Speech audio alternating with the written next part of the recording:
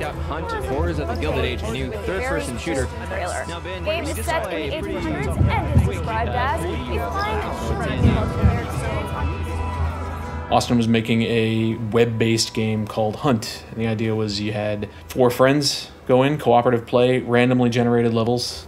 It was pretty bare bones back then, but they had a playable level, and that's what we showed. 4-player versus environment, third person, so it was a very different game. It was more like Left 4 Dead, an action brawler, you just blaze your way through zombie hordes.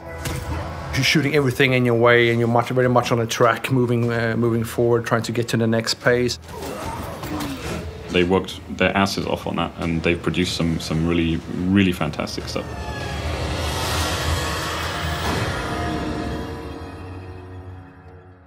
Crytek went through, let's say, difficult time, so we had to restructure the company. Unfortunately, that meant the closure of the Austin studio, and we moved Hunt then back to Frankfurt, where the main offices are. It took us, I think, 3 to 4 months to look at the game, look at the potential of the game, getting into the designs, getting into the implementation, seeing to what level we could take it. There was a game there. It was just a very different game to what the core competency in Frankfurt has been. 4 days ago, NASA picked up a high-frequency signal emanating from the center of the mountain. Frankfurt Studio has always been making the Crysis games. It's been making the Far Cry game before. This is where the first-person shooter skill set lies. Locate and evacuate. We've done really realistic games in the past, visually. Sandboxy games where you can freely pick your path and walk through the environment and be creative in it. And we try to go more in this direction. Keep the same name, same sort of setting and era, but the game would essentially be rebooted from the beginning. That is a hard decision to make, and that was not one we did very lightly. You have to match the project with the team. And if the team brings a certain amount of skill set, but the project requires a different skill set, either you need to now adapt to that, which means you need to hire specialists that fill the gap, or retrain people, or you change the project. And we opted for changing the project.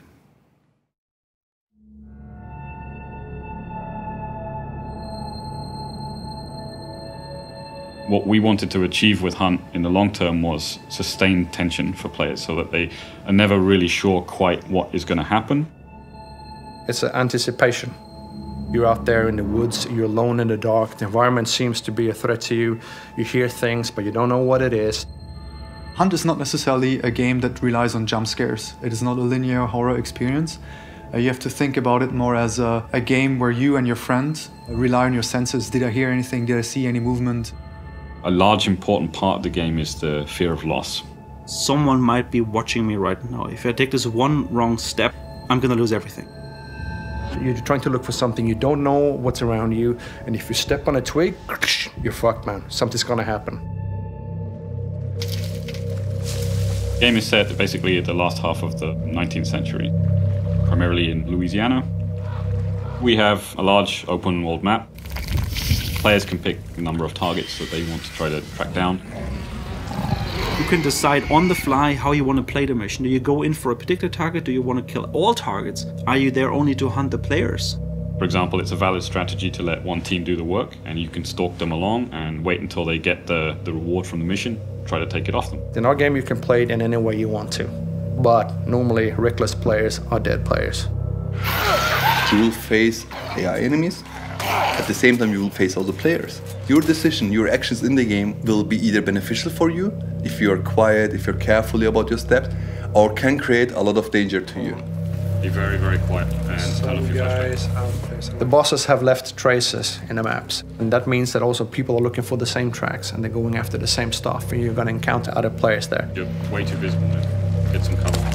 You're trying to follow the track of the boss you're hunting down, and all of a sudden you're hearing that thing that sticks out that you know is not AI. So you see birds rising up somewhere. Oh, maybe player triggered them. You hear some distant gunshots. You see some flashes in the woods.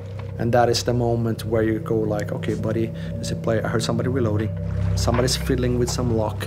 Somebody's opening a gate. Somebody walked too close to some dog kennel. There's somebody around me and I don't know where it is.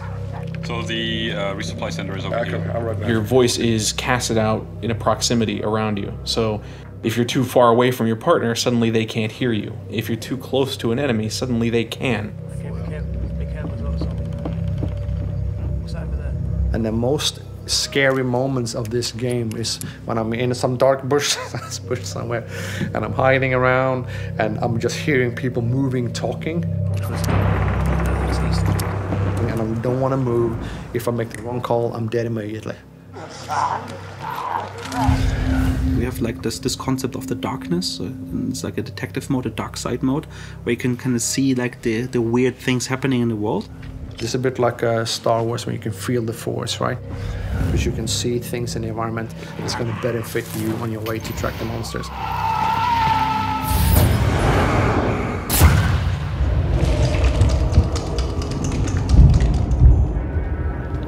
So you're actually at the boss. It's the boss fight. All right, then. The spider's gonna be in here.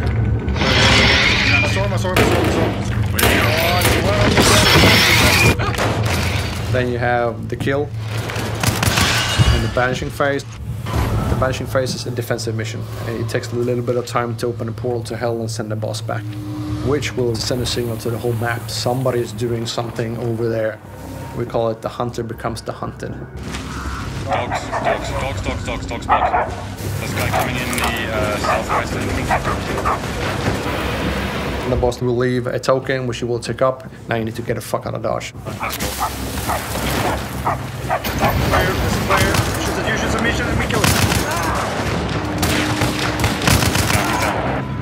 Quick, the other guys are still behind us. Let's keep going. I take off my headphones after a play session, and I'm just, you know, I'm looking around and I'm catching my breath.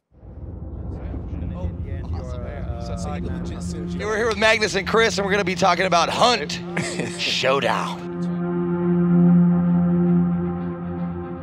This is the kind of game that I enjoy playing, and I think that's probably the best situation to be in when you're working on something. Being able to work on the product you'd really like to play yourself day and night. This is a great opportunity. This game was all about gameplay. It was gameplay first from day one on, and we played very ugly looking maps that were just grey boxes most of the time until it was fun. When you talk about your game and then you say it will be intense, it will be risk-reward and stuff like that, yeah, that's what producers and people say, right, when they do a game. But seeing people that are not Crytek and you will hear a lot of people saying, fuck, and like, dude, and what the fuck? Well, how can I play this? I want to play this. There's nothing quite like it out there. I mean, it's from somebody who plays a lot of games. I mean, this is a unique game.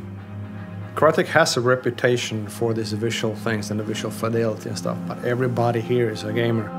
So within the team, there couldn't be more agreement upon making a fun game.